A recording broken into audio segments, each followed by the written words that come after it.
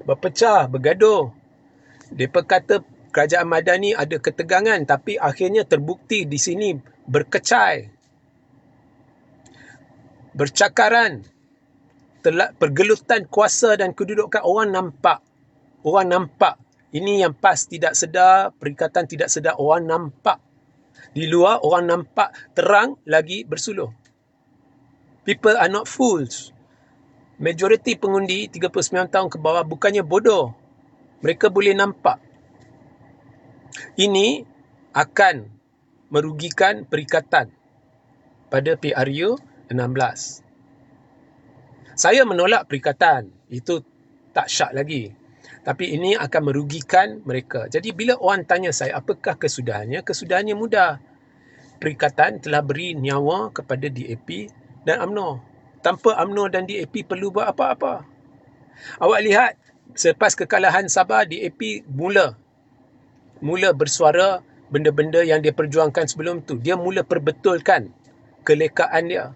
Dia bersuara berkenaan SOSMA. Dia bersuara berkenaan ini, bersuara berkenaan itu.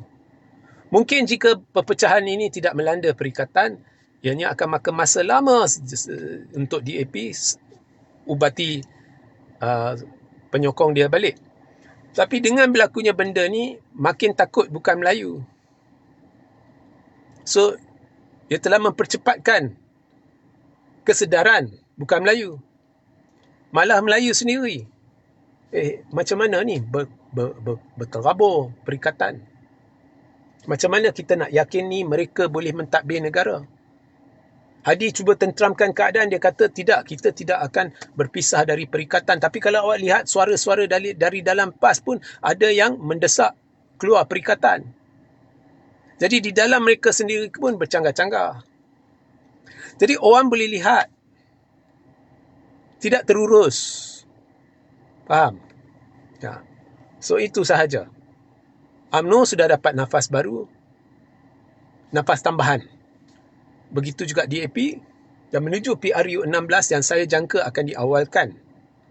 Memang lagi dahsyat kejatuhan Perikatan. Saya jangka kita boleh lihat di Melaka dan di Johor tak lama lagi. Dan saya berharap benda-benda ni PRN Melaka, Johor dan PRU diawalkan. Sebab saya sudah nampak Perikatan tidak boleh diyakini lagi untuk mentadbir urus negara dalam keadaan yang seadanya. Itu realitinya, itu mukadimah dari pihak saya.